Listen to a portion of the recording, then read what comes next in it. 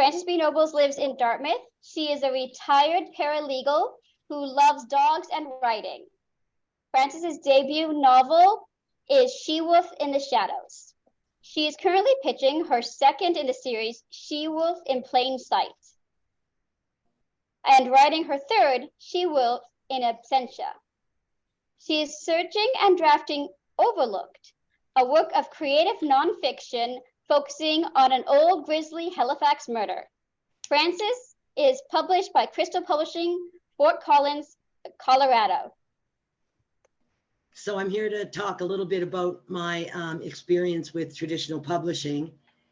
And I had a really good experience. Well, not at first, because when you first want to go with a traditional publisher, you have to draft a pitch or a query and then a synopsis, and you have to have a complete manuscript ready to go.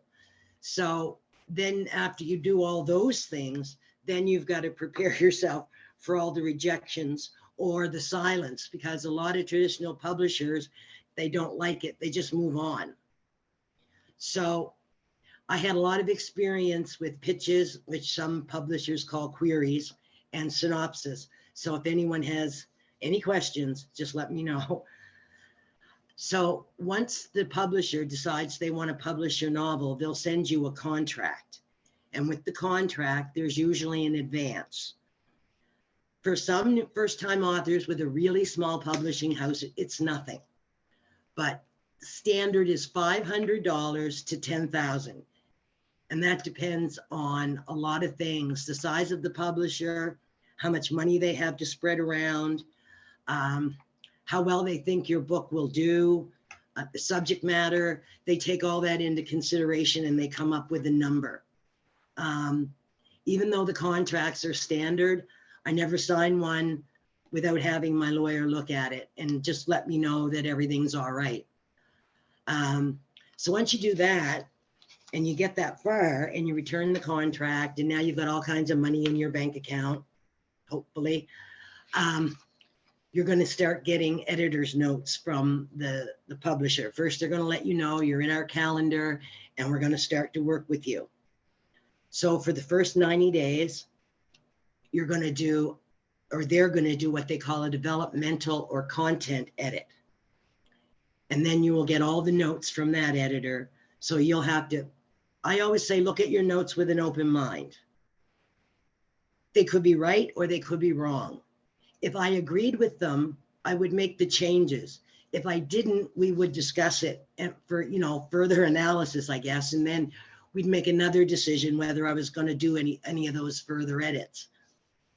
So then at about 91 days, you have all those developmental edits looked at, and you get your manuscript ready for copy setting.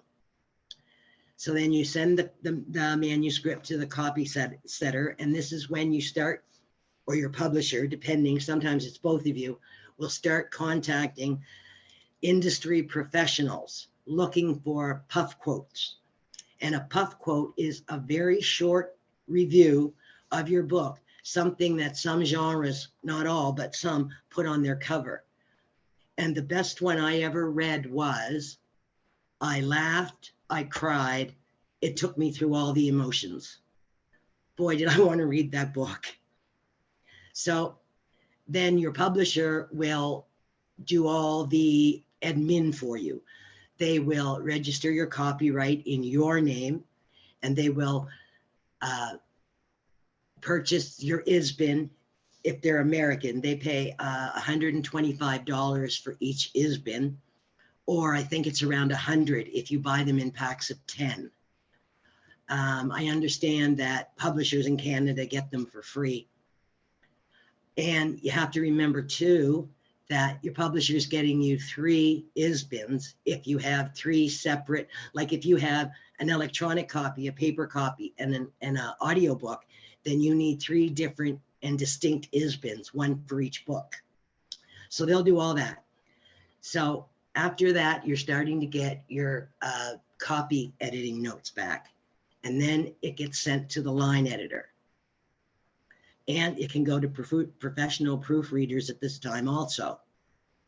So then the manuscript, after you've done those edits, it goes back to the typesetter again, and you follow up, or your publisher follows up with your advanced readers to get your puff quotes back so you can decide if you're going to use any and which ones you might use.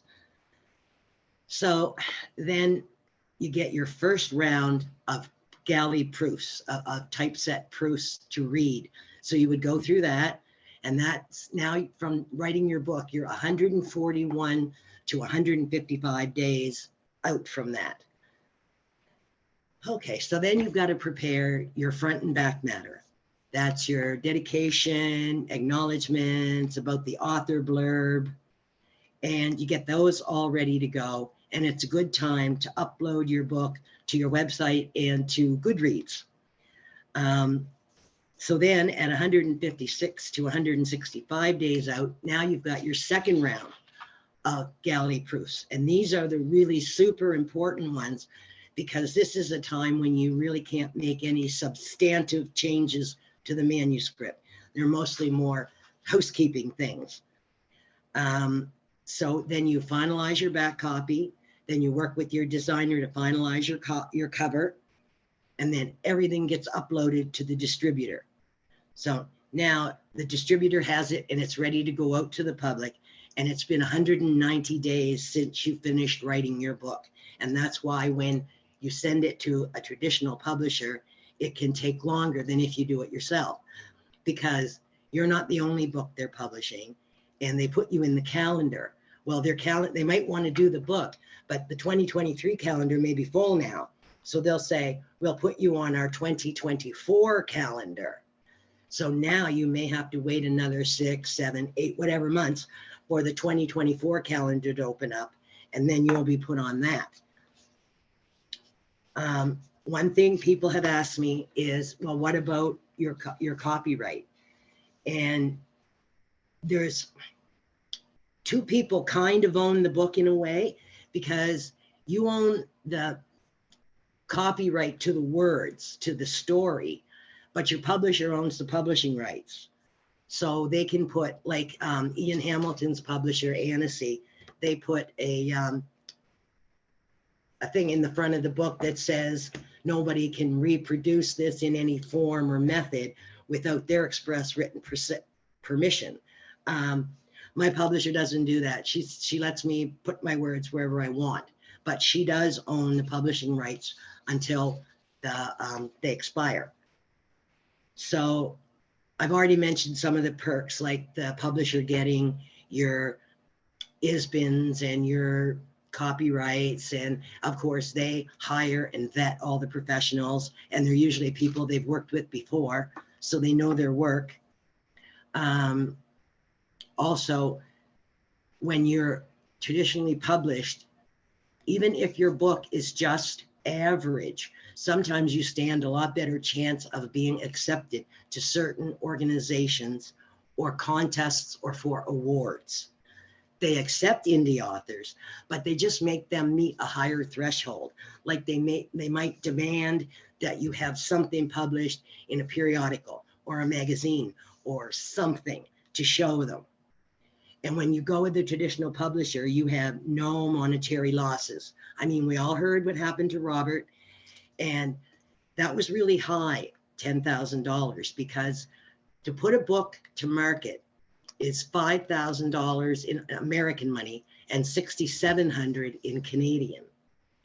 And, you know, it sounds high, but when I send my manuscript to my developmental editor, she charges me $1,500 to do that one edit. I still have at least 2 more rounds of editing to go.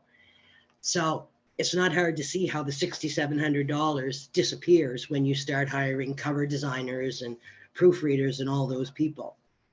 And publishers and agents and editors, they all go to the same conferences. Like I think there's one going on now in Venice, and this is how your publisher works for you to get your book into foreign markets, like over in Europe or Asia or wherever. And that way you grow your network by being part of theirs.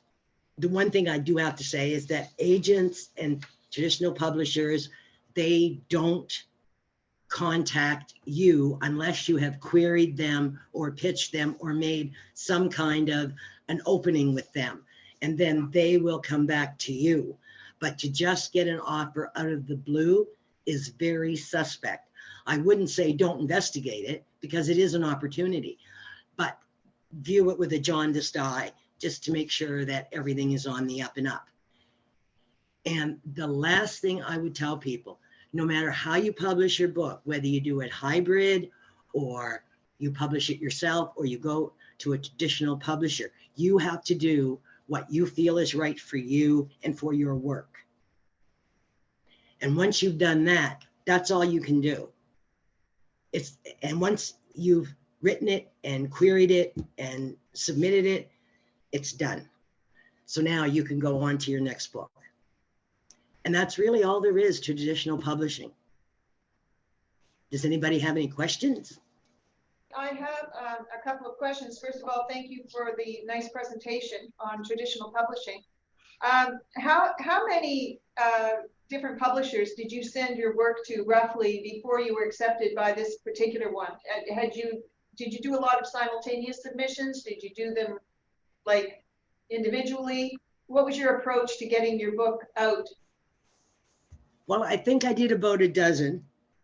And that was only after I really learned to pay close attention to their website and give them exactly what they want. Because if anything is wrong with it, they're likely to just set it aside because they don't have time if you don't kind of fit into their formula. So that's one thing you have to do. And then after I did the dozen, I broke it up into 2 rounds of 6.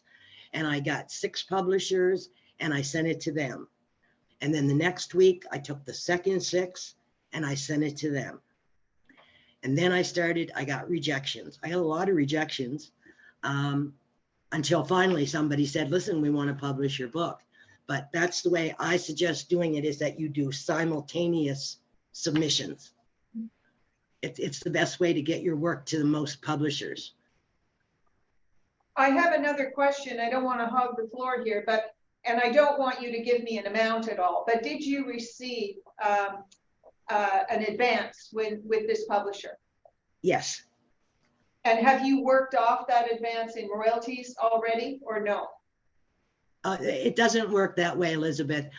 Some publishers, maybe it does, but with my publisher, I don't work off my royalties.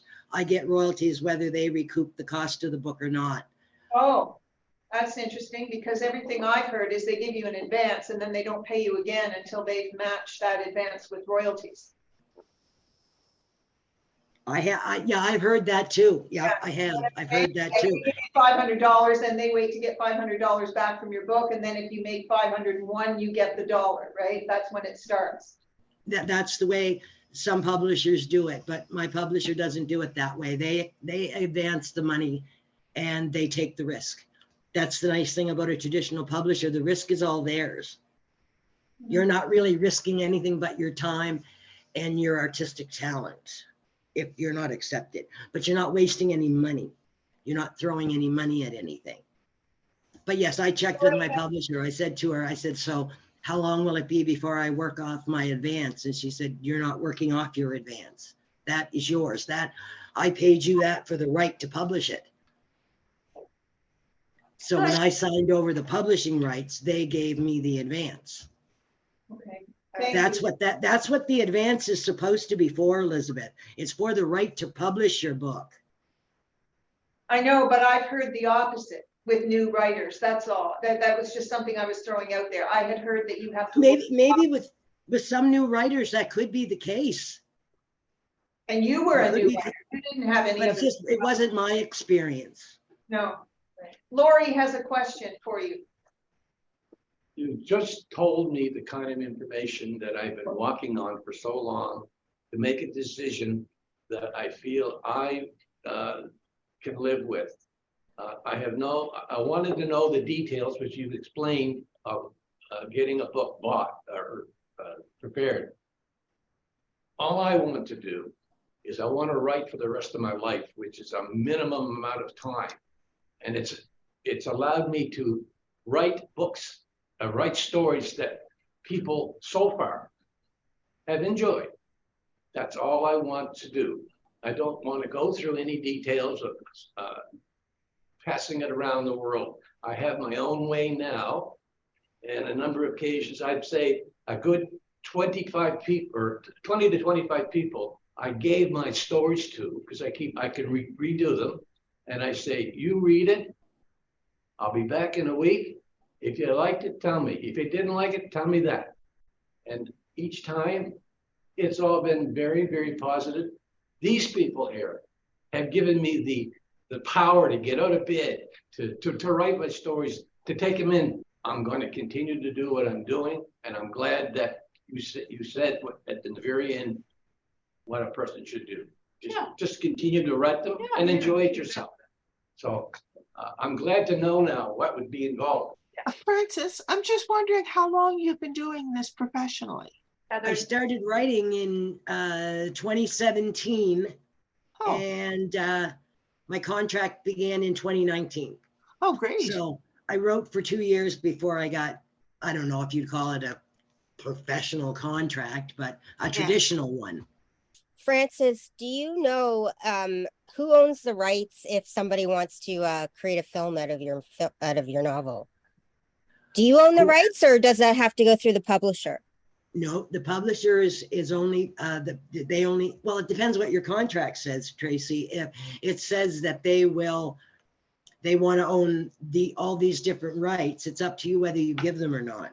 But for most contracts, it's to publish the book only, and you or your agent or whoever your lawyer, whoever represents you, would deal with whoever made inroads with you about buying the film rights.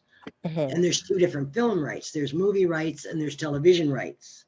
So you know, if you get a book like the gentleman that spoke to us, Ian Hamilton, where he's now being courted by TV and movie, I mean, it could be very, very lucrative. Yes. Yeah. Another quick question. I'm just curious about the cue cards behind you. How do you do that? Is that like a beat board that you use? Yes. Yeah. Yeah. Cool. Yeah. Just to organize my thoughts and make sure I don't leave anything out. And in this one, it's particularly important because a lot of it is real. And whatever I can find out that's real, I want to use, and I hopefully get it right. But then I was thinking, well, if I got something wrong, it might prompt somebody to open their mouth and say something like, no, that's not what happened. Right. Well, you have them in different colors. So like, how do you layer like your novel? Do you have it in like 3 different, I'm coming from like a script writing thought, like, do you have like different acts, or like, how do you layer your novel? I kind of divide it between the plot, my characters, and where my characters will be. Because when I write my plot first, decide on the structure, and then I write my scenes where I want my people to be, and then I put my characters into the scenes. Oh, that's different. I've never heard it that way before. Well, that's cool. The way I learned to write. Write your scene first, and then put your character in it, and then try to decide how is your character going to act in that scene, in that moment. Yeah. That's I was always told to go straight to that character first. But then see, what you would do is just to reverse. You develop your character and then figure out how they would act in the scene you're going to develop.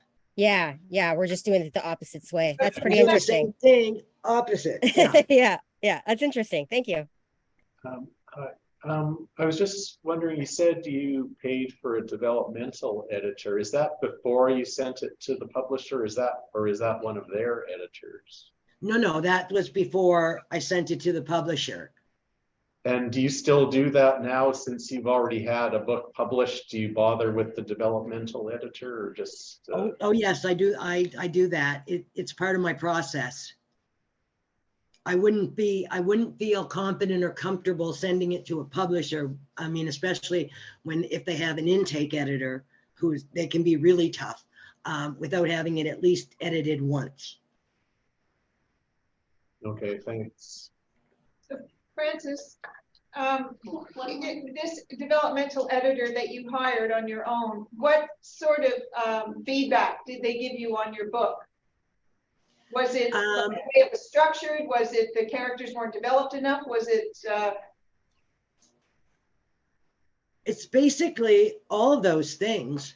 They look at, I guess the way easiest to describe it is they look at each scene and they see that each scene contains all the plot elements that should be there. Right. I don't know if that explains it. Yes, I think of that as story editing, but that's fine. You call it developmental editing. And then what they'll also do is they look to see that there's continuity and that there are no plot holes, that you're not like dropping something, or suddenly you're inserting a character like at page 112 we've never heard of before.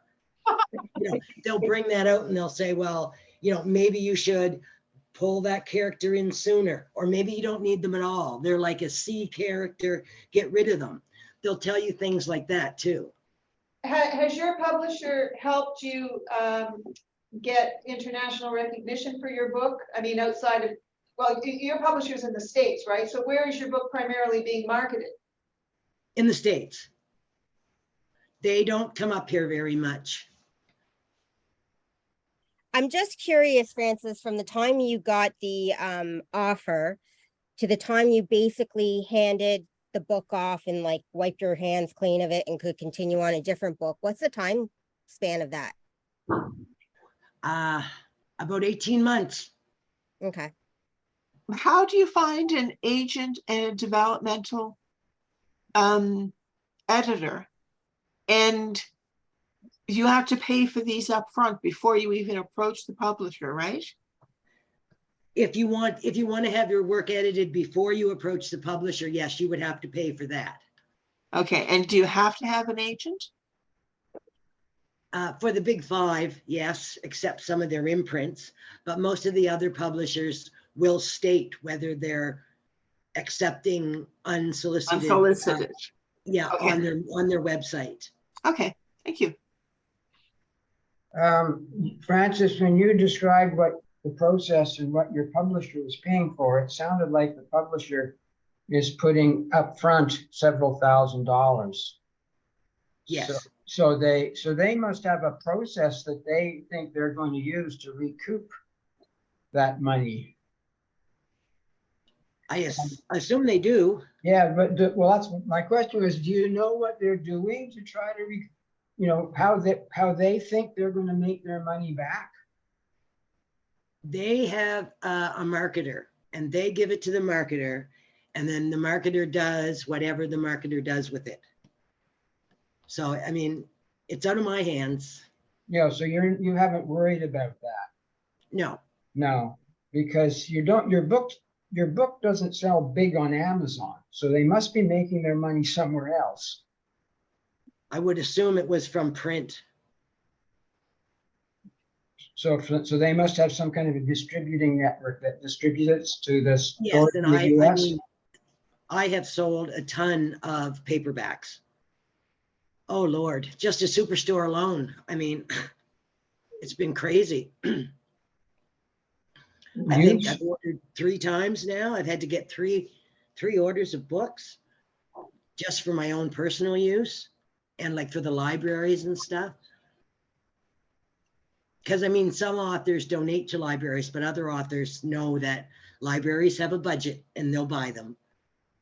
But they don't buy ebooks except from websites. There's a couple of websites where the libraries go, and on one they get to choose what books they get, and the other website just sends it to them. So Overdrive is one, and I think they use Hoopla as the other one. So if you can get your books on there as an indie author, you get a good chance with being approached by a library. Okay, but your publisher must be trying to sell them through American bookstores. Yes. I mean, that's the only way they can do it. And of course, yeah, but you're not sort of following that. That's their problem. That's their problem. Yes. Yeah. Okay. Thank you. Thank you. Well, I mean, it's their problem until I want them to publish another book. Then it becomes yeah. my, Then you'll have to convince them it's worth their while. that's the Yeah. thing with the second book. Yeah. Yeah. And of course, you want to try to make it better than the first one because you got to entice people. This is just a quick question, Francis. It kind of relates to what Phil was saying, but do you know roughly how many copies of your book have sold in paperback, electronic, or hardback, whatever format? Do you have any, do they provide you with stats on that? They send you a statement when they pay you, and some publishers do it quarterly, some do it annually. It depends on the size of the publisher. But they're very hard to understand because they work in tenths of cents and all sorts of things. And then I have the exchange rate. So, you know, if I get a US royalty check for $112, then it's a little bit more in Canadian. That I just say that because that's one I remember. But if you know how much your profit is on the book, you would divide that into 112 and it would tell you how many books you sold, right? Yes, you could do that. That would, yeah, the math would You would must work. know I mean, if you're getting 10 cents on the dollar, or if you're getting $1 for every book that's sold, like. Oh, I know what I'm getting. I'm getting 40% of Right. the cover price. Okay, 40% of the wow. cover price. So, but you don't That's know a how lot. many books you've sold in the States. I'm just curious to know if they're doing a lot to help market it, because again, as you said, it will matter when you go to submit your second book. Right. Well, I mean, they're going to look at what work they did On the and first what work I did, because even with bigger publishers, they still expect the author to do certain things. Like my publisher and I talked about readings, but I couldn't fly to the States. It was COVID. I couldn't go to their libraries.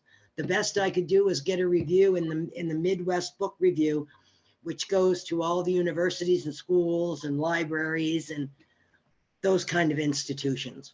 But we did talk about doing those things. So we're hopeful that if the second book comes to fruition, we will be able to cross-market it between the United States and Canada.